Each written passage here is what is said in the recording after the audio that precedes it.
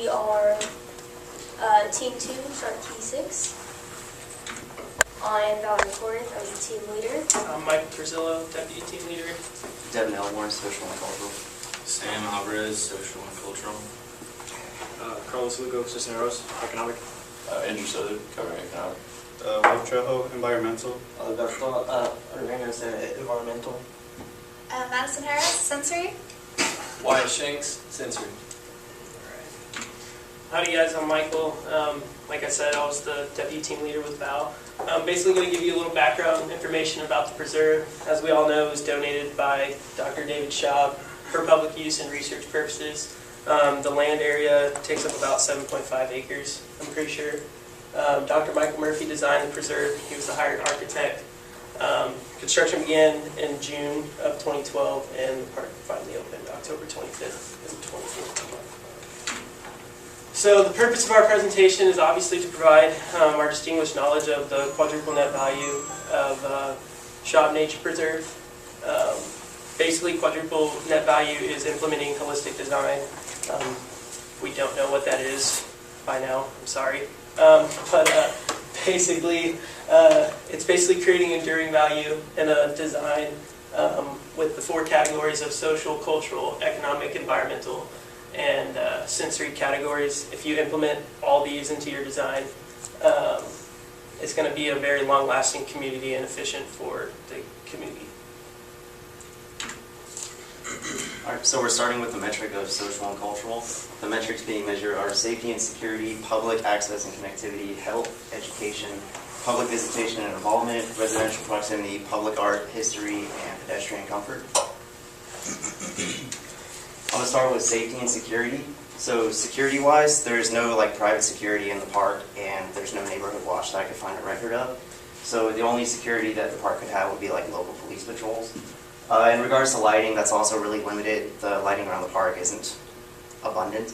So if anything could be improved about the park, I would say improving lighting. It technically closes at 10 p.m., but if anybody goes in to use the park after hours, it's going to be really dangerous because it's so dark. The crime rate's pretty low. The closest one was a car burglary up here, and then there's an assault up across University. And then can anybody guess where Northgate is on the map?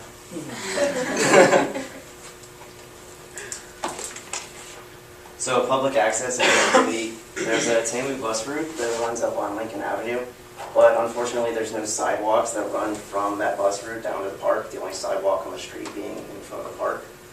There's trails within the park. There's no bike lanes on the road. It's a really wide road, so it could accommodate bike lanes, but there aren't any right now. Sidewalks already mentioned. There's plenty of seating in the park. We were able to host our entire class without having any issues.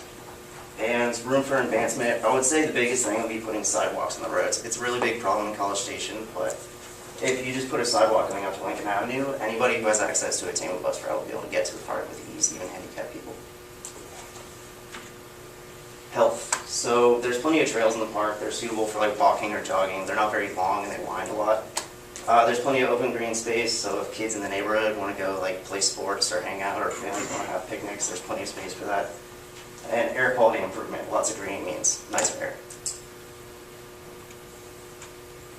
Education. There is a TAMU architecture affiliation. The park was donated to the landscape architecture and urban planning departments, as well as the parks and tourism sciences under the College of Agriculture and Life Sciences. So students have had a hand in doing all the landscaping, ecology, stormwater management of the park. So I've had a heavy hand in learning experiences with our classes and being involved with the park. There's plenty of signs that we're going to talk about later in the presentation. And something that I thought was interesting about it is the donated house next door was donated to Texas A&M for disabled veterans that are attending A&M. I'm not sure if it's low cost or free housing, but it's provided by David Schaub. So I'm Sam. I'm going to be covering the second portion, or the other half of social and cultural metric. But for public visitation and public involvement, the park is open to the public, and it is open. Its technical hours are 5 a.m. to 10 p.m. And there's no annual and monthly activities held at the park. Residential proximity. There is one residential unit that resides on the site. There is 2 parks and a school that is located within a quarter mile of the site, as well as 75 residential units that are also a quarter of a mile within the site. And there's also 140 other residential units that are located within a 10-minute walk, also a half a mile. As far as public art, there's no art on display in the park. I think that the Shaw Nature Preserve is more focused towards creating like a connection with nature and just the built environment. So I think maybe adding art exhibits or public displays of art would maybe take away from that. Also, it would be an added expense. But I do think it would be cool to have like the Viz department put in some of their work or something like that. As far as history, there's no like historical exhibits on the park, but there are a couple plaques that provide information about the history of the park and also like a water garden or a rain garden, and it goes into detail about those two things. And the Urban and Regional Planning Department, as well as Parks and Rec Department at A&M, use this park for class activities. And pedestrian comfort. So there is minimal shade in the park. It is quite open, but there is a lot of there's a few seating areas that are made decent for anyone to sit in. There's also an ADA wheelchair, and most of the trails are gravel, so it's sort of tough to just navigate the park for those who are in wheelchairs or other modes of, I'm not sure, I'm sorry. And then there's transportation, other forms of transportation to the park. There is a short walk to a bus route on A&M's campus. Yeah, thank you. All right, so to cover economic property values, morning class, morning sir, my name is Andrew Southard, and we're going to be talking about just the value of the property itself, taxable property, as well as values of adjacent properties and within 5 miles, or a 5-minute walk, excuse me. So first to talk about the value of the property itself, in 2012 was $317,000, but this went down just after the renovation because it was tax exempt, because it was donated. So when I called the Brazos Valley Appraisal District, what they told me is that they really don't put a high value on the land because it went down, because it was donated. So it's exempt from all taxes. The value of the adjacent property in 2012 was $229,490, 2014 $258, and in 2018 $328,110. The value behind this is like the percent changes. So one thing that I wanted to do was cover the percent changes compared to Texas as well, and just how that fluctuated. So in Texas overall, the average land property value went from $258,000 to $269,000. That's an increase of 4.5%. Whereas the adjacent property to Shaw Park went from $229,000 to $258,000, which is an increase of 12.4%. So what this shows is that the adjacent properties themselves actually grew more in value than the average in Texas. Another point to just back this up is that the average property in a 5-minute walk went from 186 to 192, which is only an increase of 3.2%. So not only was the adjacent property higher than the Texas average, but it was also, the average for the 5-minute walk, or the land 5-minute walk from around the area was lower than the Texas average. So the Shaw Park should have been lower. However, the adjacent land was not. It was actually higher. Excellent.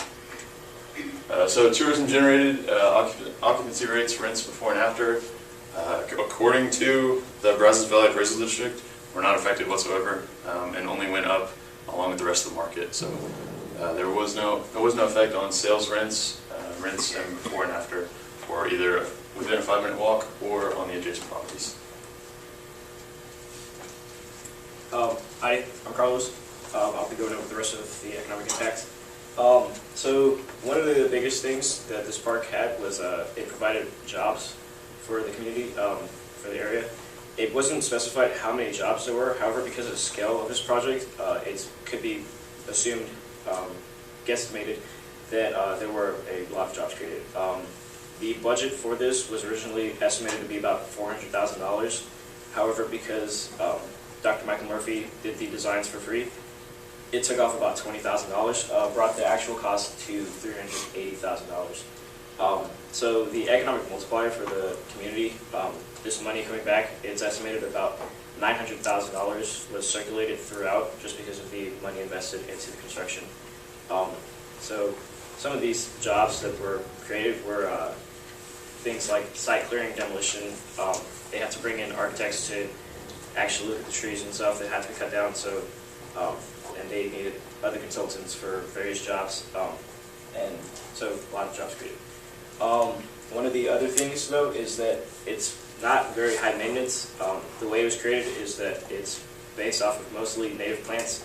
And they have an irrigation system, or water garden, or rain garden, excuse me, that allows for the plants to get watered on their own time and as needed. So there's not too much maintenance, so there hasn't been a need to put money into it since it's been constructed. The impact to real estate, there weren't a specific number of houses sold and put up for sale that was listed. However, the Eastgate neighborhood is very popular according to multiple real estate sites, so it could be assumed that there were a lot of transactions going on. Hi, so I'm Wyatt Shanks, and I'm going to do the first portion of the sensory. The irrigation system in the park, like we said before, there is the rain garden. There's also a few sprinkler heads I saw while we were there. The landscapers, I want to say, they mow the grass every single week. There are a few spots I could see where they miss, kind of implying that they may weed eat every now and then when needed. Other than that, they may pick up some trash while they're there, because there are no actual trash receptacles. According to Google Maps, whenever I place 2 pins at the beginning of the sidewalk and the end of the sidewalk, there's 450 feet of sidewalk at the very entrance. That faces a very low traffic street, and it's right next to Lincoln Avenue. So there's little effect at all from, say, carbon dioxide or emissions coming from a car. While you're there, the air still smells very nice. The site itself is cleared during construction, so what you see nowadays is just natural growth that happened there. Of course, they'll maintain it with landscaping, as said before, but other than that, it's mostly natural growth. There are a lot of flat surfaces, such as the pavement. There's the regular concrete paved sidewalks coming up to the park. Say if you took a bus there, you take that there. There's the masonry walkways as well as a bridge. So it's kind of convenient if you walk with the probing cane, say if you're blind, because there's different textures so you can tell where you're at exactly in the park. Most of the trails are flat except for whenever you get off onto the gravel, so that may be a little bit difficult if you're in a wheelchair. Next slide, please. There's a few shaded areas off the trail. Whenever you get to the gravel area over by the prairie, maybe at a certain time of day, maybe around noon, there may be some shade from the trees right next to you, but other than that, you pretty much have to go off trail or into the pergolas to get any shade. While you're there, you can hear a lot of birds in the trees. Depending on the hours, you may hear some traffic from Texas Avenue, and according to Google Maps, the actual railroad tracks are 1.4 miles away, so you may hear a train every 45 minutes or so. It's still mostly calm out there, though. There are a lot of restaurants nearby. I want to say the closest one being Lupe Tortilla. I want to say that's the closest. Actually, no, Lane's Chicken, that's the closest one. But there's no smell pollution out there. The air is still very clean, but it's nice still being within the vicinity of some fast food. Say you're out there studying and you gotta get a quick bite. On certain warm days, there is the stream behind off the trails, and there's a rain garden, so that could increase humidity, so you may not be as comfortable while you're there. While we were there, it's still very nice temperatures outside, though, so just make sure you plan accordingly for the weather. Okay, I'm Madison. I'll be covering the second portion of sensory. So as Wyatt said, there is little shade throughout the front part of the park. The structures, although they look like they should have something over the top of them, they don't. And so when the sun's beating down, it won't be as comfortable. However, you can move farther into the back of the park where there are trees that you can walk through.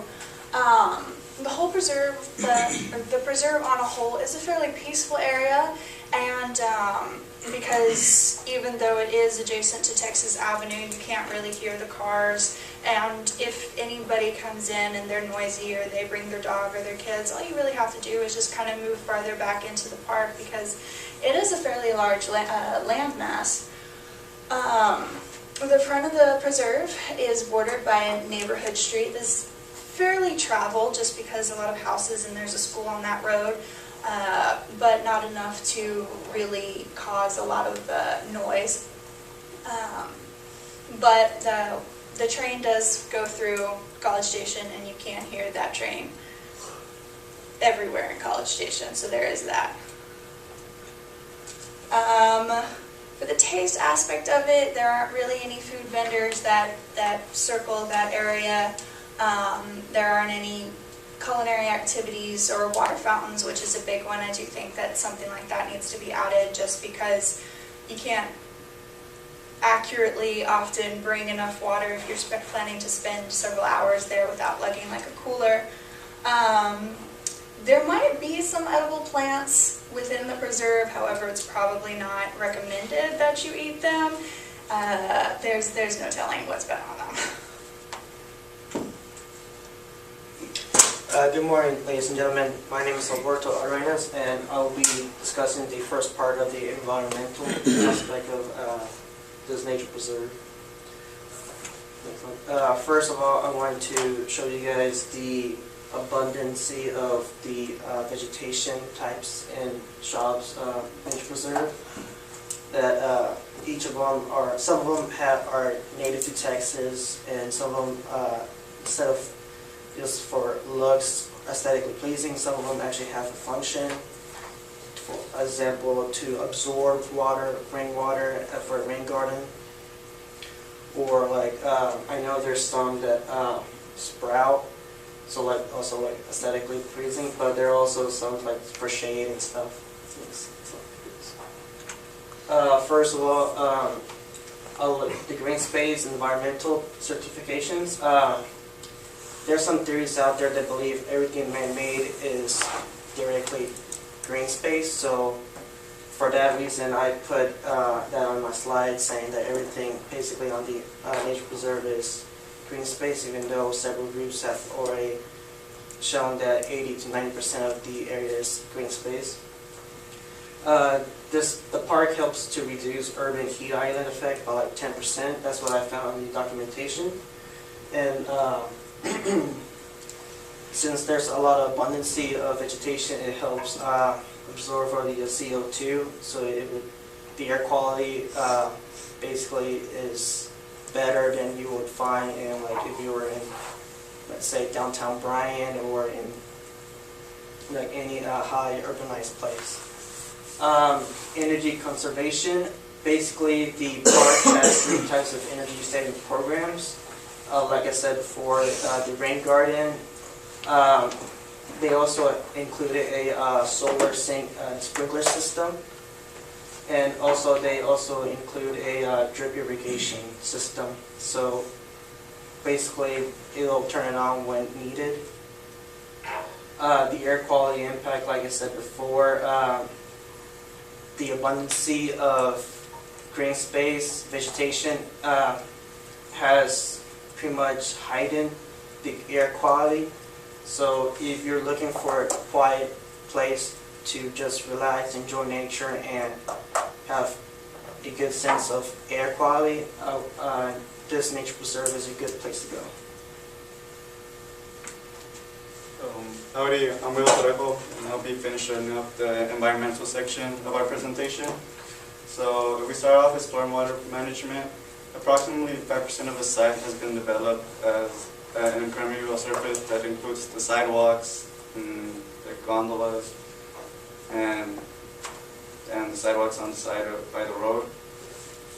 There are currently no known green roofs in shops nature preserve. And rainwater is preserved within the preserve because of the retention garden at the corner of the preserve. Stormwater runoff coefficient for the project cannot be determined just because not enough projects or studies have been done at Shaw Nature Preserve. A couple of water management practices. There are no public restrooms in or around Shaw Nature Preserves, besides excluding the houses surrounding it. Gray water would be defined as water that contains soaps from sinks, showers, etc., but there are no current gray water systems implemented at Shaw Nature Preserve. Xeriscape, which is something that defines this landscape that requires little irrigation, saves at least 30% from the plants within the nature preserve, and there is minimum usage of water because most of the retention most of it comes from the rain. Environmental education, as we all know, Dr. Shaw bequeathed his home and residential lot to Texas A&M in 2009 will, and it was placed under the joint jurisdiction of the landscape architecture and urban planning and recreation under the agriculture of life and science. And there are not many known classes that go out there and take classes there, but it would be nice if we can improve that by taking more classes out there and use this piece of land that Dr. Shaw gave to us.